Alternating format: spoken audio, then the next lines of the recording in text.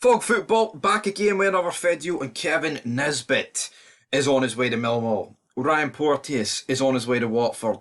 It's a pretty bad day normally if you're a Hibs fan, but today is particularly even worse. This was announced last night that Millwall did put in the increased bid of 2 million for Hibernian, but it turns out they've accepted this now, unless they've accepted another offer. But no matter what the offer is, Hibs have accepted for the sale of Nisbet, and he, in my opinion, looks like it's going to be completed within a few hours, as I'll say about that later on. But yeah, I mean, I don't know, it just seems weird. They rejected that offer from Birmingham a couple of years ago for Nisbet. It was like 5 million. I know he's a bit older now, but maybe it's the fact he was injured for so long and they're thinking we can kind of cope without him. Even though I don't think they can, because he came back there and it's the best bit of form Hibs have had in ages, and he scored loads of goals. I mean, his hat trick against Motherwell, phenomenal. But again, I mean, 2 million. I think it's a bit shit if they accept it, which would they have if he goes, which looks like likely. But you know, if they're accepting 2 million for him, it's not like I don't see a way this deal doesn't happen, in my opinion. Because even if he doesn't want to go to Millwall, someone else will just come in and bid 2 million for him. So I think Nisbet is on his way. And it's mad. Look at that. Nisbet has spent a year and a half at Easter Road. Wait, hold on. If he spent a year and a half at Easter Road, when the fuck did Birmingham put that bid in for him? Was it last January? He was injured last January? I actually don't know. That is a bit... That's a bit weird. I need to get back to everyone on that, but yeah. I thought Nisbet was at Hibs for a while.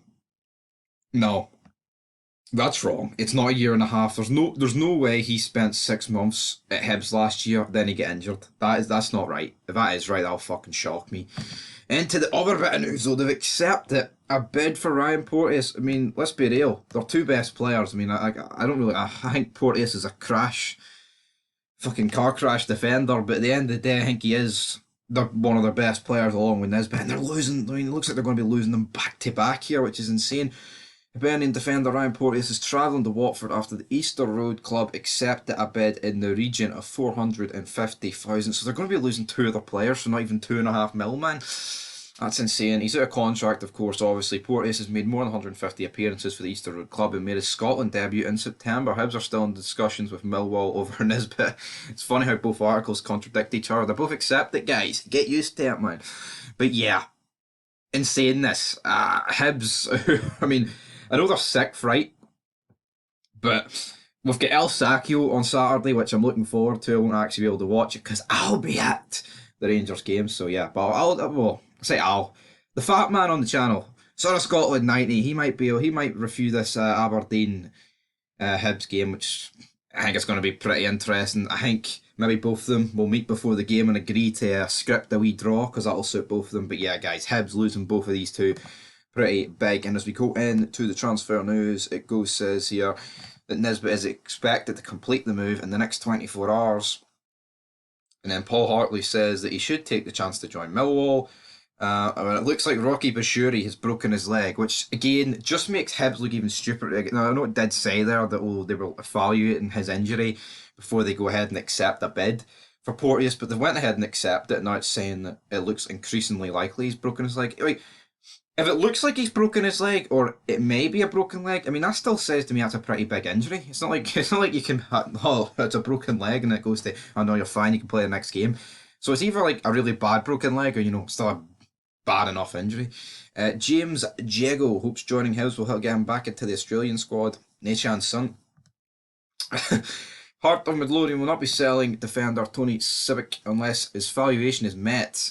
Robbie Nielsen saying that. There'll be more incomings though. That's Hearts, man. Hearts are doing good business. You can't complain from a Hearts point of view. Really can't. Michael Beale says that Hollander can still be an asset for Rangers, despite the fact he's 3 months away for a return and his contract's up in the summer. I think it's done. I'd love Hollander to stay because he's a really good defender, but again, we don't know how much these injuries are going to affect the guy. It has been a while, so aye, man. But yeah, Celtic defenders Carter Vickers and Greg Taylor have been spotted in training following their recent injuries. That'll be good news for Celtic fans. Jimmy McGrath Says Celtic will come up against a different Tangerine side to the ones the Scottish champions pumped 9-0 at Tannadice earlier in the season when the teams met on Tayside on Sunday.